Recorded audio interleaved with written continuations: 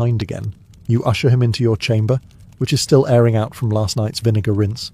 He compliments your hair, which is greasy, your skin, which is blotchy, and your dress, which is regulation issue and smells faintly of boiled onions.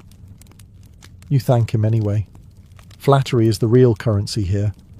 He undresses with the urgency of someone trying to win a race no one else signed up for. His tunic hits the floor. His hose sag depressingly. He asks if you remember him from last week. You lie and say yes. He beams.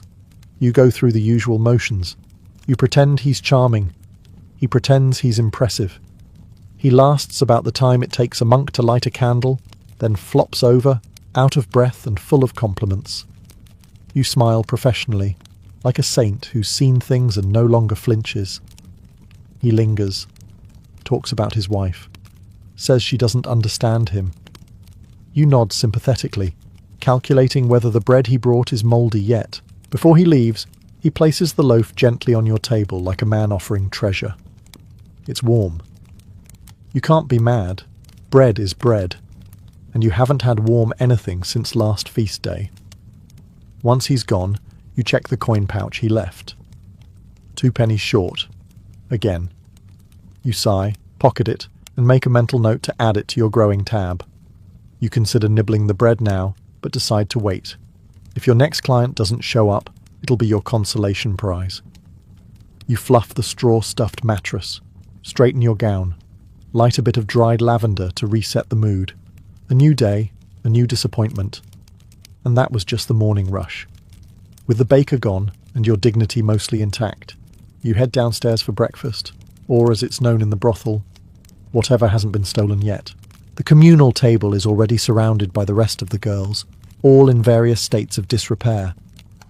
Marjorie is picking straw out of her hair. Beatrice is icing a mystery bruise with a cabbage leaf.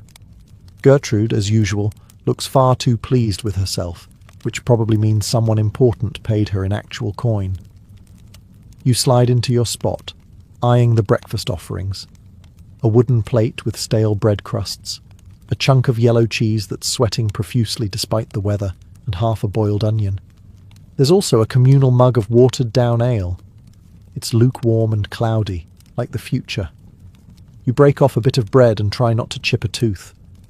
Marjorie passes the ale mug. You hesitate. She had that cough last week, the one that sounded suspiciously like plague, but you drink anyway. It's that or eat the onion raw, and you still have clients scheduled. The conversation at the